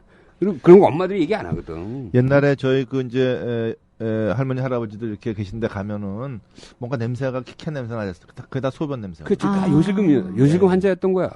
그러니까 예를 들어서 요즘 그 병원. 그러니까 요양병원이나 네네. 요양원 네네. 이런 데 가면 이제 연로하신 분들이 많이 계시지 않습니까? 그런 분들의 한 반수 이상이 되게 요실금을 갖고 있다고 보면 됩니다. 그러니까 요강이 왜 있겠어? 자꾸 이렇게 오줌 막 절방뇨 있고 오줌 새고 그러니까 방에다 요강 갖다 놓고 막 이런 거야. 그 요실금이 성생활에도 영향을 준다고들 많이 얘기하는데 불안하지 여자들은. 그건 어떻습니까? 네, 당연하죠. 불안하지. 그 예를 들어서 뭐 성생활 할 때 소변 셀 수도 있지 않습니까? 그러니까 성생활 때 기침할 수 있잖아. 네. 그렇지. 뭔가 이렇게 성생활이라는 게 좀 쾌적하고 그래야 되는데. 그래서 그런 그렇죠. 연구가 있습니다. 특히 여성의 경우에 이 요실금 수술을 하고 나서 전후에 그 성기능이나 아하. 그런 네. 것들을 비교해 본 결과들이 있습니다. 근데 이제 좋아졌겠네요. 예, 예. 좋아진 사람 물론 그 상태로 그냥 유지하는 사람도 있고 네. 약간 좀 별로 안 좋아진 분이 몇 명 있긴 하지만 또 많은 분들이 다 좋아졌습니다. 성기능도. 자, 이게 이제 점점 인구는 고령화되기 때문에 이런 배뇨 질환 환자들은 계속 늘어날 거 아니에요? 예, 맞습니다. 예. 근데 이거 비뇨기과 의사들이 이렇게 적어가지고 어떡하려고. 어떻게 하죠, 그럼? 지금 올해 몇 명 지원했어요? 올해 30명 정도 지원했습니다. 예전 예. 한참 많을 몇 때몇 명이 명이 정원인데요? 저희가 올해 82명 정원입니다. 그 82명이 정원이라는 게 우리 사회에서 한 82명 정도는 필요하기 때문에 책정된 숫자일 거 아닙니까? 조금 과잉일 수도 있어. 예, 과잉일 수도 있습니다. 뭐 어쨌든 30명이면 너무 너무 적다. 적다. 너무 적어. 그러면 30명이면 도에 2명이야. 거의. 그렇네요. 시도에 2명이라니까. 그러니까 이제 문제가 아까 제가 비뇨기과 의사가 이제 암 수술을 이제 주로 많이 한다고 이제 네. 종합병원에서 말씀드렸죠. 전공이 없는 병원에서 이런 걸 큰 암 수술을 할 수가 없습니다. 그럼 그렇죠. 어떤 현상이 일어나냐면은 다 그냥 그 큰 병원으로 보내는 경우가 많거든요. 그렇게 되면 혼자서 뭐 전공의도 없이 네. 어떻게 합니까? 그럼 보면 거기 큰 병원에서는 이런 환자들이 넘치고 큰 병원에서도 요즘 또 이런 전공의들이 모자라니까 네. 이 환자들을 어떻게 다 처리할 수가 있겠습니까? 그러니까 비뇨기과 의사가 많은 건 필요가 없지만 적당한 수는 뽑을 수 있도록 참 정책적인 배려가 있어야 되지 않을까 이렇게 생각합니다. 당연하죠. 예. 그건 이제 지금 이게 의료의 왜곡이에요. 의료 인력 배출의 수급의 왜곡 현상이 벌어지는 거죠. 비뇨기과 의사를 많이 뽑았던 것도 저희 비뇨기과 지금 기존 선생님들의 어떤 잘못 중에 하나일 수도 있는데 네. 그래서 이제 지금 내년부터는 저희 비뇨기과 의사의 전체 정원을 한국에서는 50명으로 줄여버렸습니다. 비뇨기과 의사 그 정도면 비뇨기과 의사가 적당할 거다. 자, 이런, 뭐 하여튼, 예, 이런 예. 그 의료 정책과 관련된 거는 이제, 언론에서 좀 사회적으로 환기시키고, 예. 좀 그것을 바뀌어 나와야 될 것 같고요. 네. 자, 일단, 이렇게 어떤 모임 같으면 인기 좋으실 것 같아요. 다들 이제 나이 드신 분들이 와서, 야, 나 소변 이런데 괜찮니? 뭐 하면서. 나 병원 가야 되는 거니? 막. 이게 슬쩍슬쩍 자기 문제를 많이 물어볼 것 같아. 친구들 중에서 벌써 얘기하는 친구들이 좀 많이 있습니다. 그러니까요. 인기 좋으실 것 같아요. 뭐 인기는 별로 없습니다. 자, 이게 대장학문학과에서는요, 무슨 캠페인 하면은 자기가 대변을 보고 2초 동안 자기 대변을 보자. 그래서 이제 피가 묻어 있는지, 굵기라든지. 근데 2초 보는 것도 진짜 약간 힘들더라고요. 예, 그 얘기 듣고 한번. 근데 2초도 약간 보기 싫은 게 있어요. 준이, 의사가 환자에게 자세히 설명하는 게 가장 중요한 질병은 뭐라고 생각해? 당뇨병 되겠습니다. 에이, 누가 내분비내과 의사 아니랄까봐. 당뇨병도 물론 중요하지만 더 중요한 병은 고혈압 아닐까? 듣고 보니 그렇습니다. 환자들이 잘못 알고 있는 내용이 많아서 고혈압이 더 중요하겠습니다. 모든 고혈압 환자에게 한 30분씩 설명해줄 수만 있다면 정말 좋을 텐데, 안 그래? 워낙 시간이 없어서 불가능합니다. 그래서 이분이 이런 책을 썼다는 말씀. 도대체 무슨 책을 썼나요? 대한민국 의사 중에서 가장 글을 잘 쓰는 사람 중에 하나인 성지동 교수님이 라이브 진료실 고혈압 편을 썼다는 말씀이지. 당신이 그토록 녹음하고 싶었던 진료실 대화. 소설처럼 잘 읽히는 꽁트로 이루어진 재밌는 건강서. 라이브 진료실 고혈압 편. 서점에 있습니다. 나의 주치의도 이런 사람이었으면 좋겠다. 이 비뇨기과는 그 자기 소변 좀 보자 뭐 이런 거 없나요? 저희가 이제 남자들이야 이제 쏘면서 많은 생각을 하겠지. 저희가 골드리본 캠페인이라고 있습니다. 골드리본. 네. 골드 하면 무슨 생각이 나죠? 골드? 색깔로 봤을 때는 골드리본 노란 대장암 색깔. 캠페인인데? 네. 저희가 아닌가? 배뇨장애는 블루리본이죠. 아닙니다. 블루리본은 전립선 암 그래요? 캠페인이고요. 네. 저희가 골드리본 캠페인을 오줌 색깔. 네, 오줌 색깔로 해서 먼저 시작을 했습니다. 네. 그 다음에 이제 그 대장문에서 그걸 나중에 시작해서 뺏어갔어요?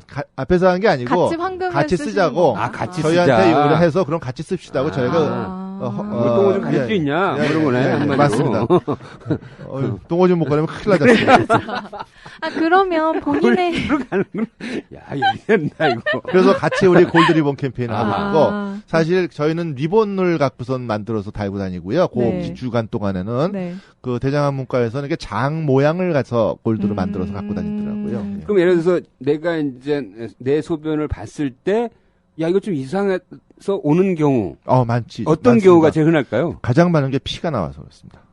소변 색깔이 붉고. 예, 붉어지거나 피가 나오면. 근데 여자들도 봐야 되네, 그러면. 봐야 되죠, 당연히. 남자들은 이렇게 쏘면서 볼 보잖아요. 수 있죠. 예, 근데 여자들은 봐야 되는 거네. 네.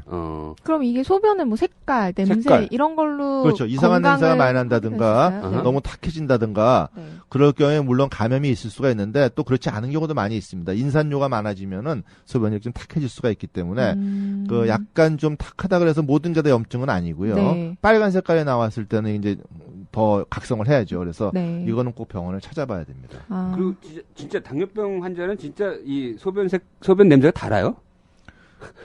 원래 그래서 뭐 당이 많이 나오니까 달 수 있겠죠. 근데 그다음에 그게 약간 느낄 정도인가? 네. 난 싶어. 꼭 약간만. 그럴 건 아닐 것 같고요. 그 거품료가 나오는 경우도 꽤 있거든요. 이제 감염이 있거나 단백뇨가 있을 때는 그런 게 나올 수가 있는데 사실은 그렇다 그래서 꼭 이상이 발견되는 경우는 그렇게 많지 않습니다. 하지만 네. 이상한 냄새가 난다든가 색깔이 빨개지면 병원을 오는 게 좋겠습니다. 그 왜 약 먹으면 또 소변 색깔 바뀌는 거 그렇죠. 있잖아요. 혈액약을 드시게 되면 그렇게 됩니다. 혈액약 무슨 먹으면 색으로 바뀌어요? 빨개진다. 빨갛게 생깁니다. 빨갛게. 예, 예. 그래서 애들 같은 경우 깜짝 놀란다는 거야. 네. 미리 얘기 안 해주면은. 맞습니다. 그러면 건강한 소변은구나. 엠버 골드. 네, 골드. 골드라고 골드의 냄새가 별로 안 나는 브라이트 예, 예. 골드. 그래야 엠버 색깔이라고 건강한 이제 얘기를 하는데 호박색. 호박색. 호박보다는 옅은 호박색. 옅은 이제 노란색, 갈색. 네네네. 이때부터 호박- 봐야겠다. 호박이 먹는 호박이 아니고 그 엠버. 보석 같은 보석. 보석 호박. 네. 그 호박색인 네. 거죠. 네. 이 나이 들면 이렇게 소변 거리가 짧다 그러잖아요. 그래서 굉장히 자존심 같이 여기잖아요. 네. 그래요? 그게 진짜 실제로 좀 그런 현상이 있겠죠. 아무래도 전립선 비대증이 오니까. 그 혹시 네. 요즘은 많이 생겼을 것 같은데 이렇게 남자 화장실에 보면은 팔이 하나 있죠. 팔이 하나 있지 않습니까? 요즘 요즘도 많아요. 네. 그렇죠. 넛지 뭐 이렇게 그거 하고 해가지고. 나서 이제 남자가 흘려야 될 거 흘리지 말아야 될 것은 눈물뿐만이 아니다. 소변도 흘리지 말아야 그렇죠. 된다. 그런 이제 캐치프레이즈를 놓고선 그다음에 파리를 그려놓으면은 네. 거기다 맞추지 않습니까? 사람들의 심리라는 게. 아니, 저 써니한테 얘기해봤자 잘 몰라요. 네. 소변을 흘리지 않게 되는데 네. 그걸 못 맞추는 사람들이 있죠. 왜 못 맞추겠습니까? 힘이 약해서. 그렇죠. 거기까지도 못 못 갈 가는 정도로. 그러면 좀 더 다가서야 되는데 또 다가서지는 않아요. 또 너무 다가서면은 또 이제 닿을까봐. 아하. 그러니까 그 보면은 남자 변기 그 밑에 뭐가 이렇게 좀 예. 똑똑똑 떨어져 떨어져 있고. 있고. 네. 음. 그 요즘 저 집에서는 그 좌변기에 앉아서 소변 보는 남자들이 점점 늘고 있다. 이런 기사들이 있던데. 그거는 뭐 자꾸 흘리니까. 예, 네. 위생 말고 건강에는 아무런 건강엔 문제가 지장이 없는 거죠. 거고요. 네.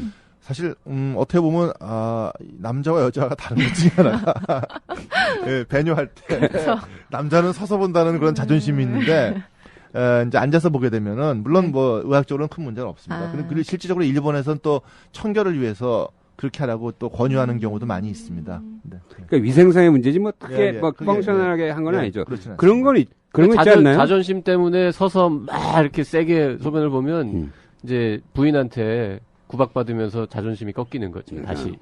지저분하게 흘리고 뭐 이러고 그냥. 네, 그런 면에서 당신이 이제 닦아 막 이렇게. 그래서 이제 앉아서 보는 분들이 생겨나고. 타협하시는 근데 이런 건 있을까요? 이게 밤새 내가 들은 건데 이렇게 밤새 자다가 하면은 이제 이 요도에 이제 이 배출구 쪽이 긴장도가 올라가서 아침에 일어났는데 소변을 보는데 안 나오는 거야. 안 나오니까 그런 경우 무슨 배뇨장애로 알고 있는 경우가 많은데 그런 경우 앉아서 보면 나온다는 거야. 그러니까 청소년기나 뭐 이럴 때. 예. 그러니까 아침에 일어나서 소변 보기 힘들어하는 사람도 꽤 있습니다. 그 긴장도가 높아져. 예, 맞습니다. 그런데 그런 경우는 앉으면은 또 나온다고 그러더라고. 조금 이렇게 좀 따뜻하게 해주고 좀 풀어주면 또 근육 긴장이 완화되니까 또 볼 수 있습니다. 자, 이제부터 소변 볼 때 많은 생각을 하게 될 것 같아요. 자, 오늘 우리 서울 아산병원 대한비뇨기과 학회 회장님 모시고 특히 이 과민성 방광, 그다음에 요실금, 전반적인 배뇨장애에 대해서 얘기했는데 나는 이 한 번 더 해야 될 것 같아. 왜냐하면 이게 고령화 시대에 이제 전립선 비대증 사실 이 환자 너무 많거든. 네, 오늘 저희 사실 원래 전립선 비대증 얘기는 할 시간이 없어. 네, 할 시간이 없네요. 네. 너무 다른 얘기가 비대해가지고. 자, 일단 많은 도움이 될 거라고 저는 생각이 듭니다. 네. 자, 오늘 정말 유익한 얘기 해주신 서울 아산병원의 비뇨기과 주명수 교수님 감사합니다. 네, 감사합니다. 행복한 하루 되세요. 네, 고맙습니다.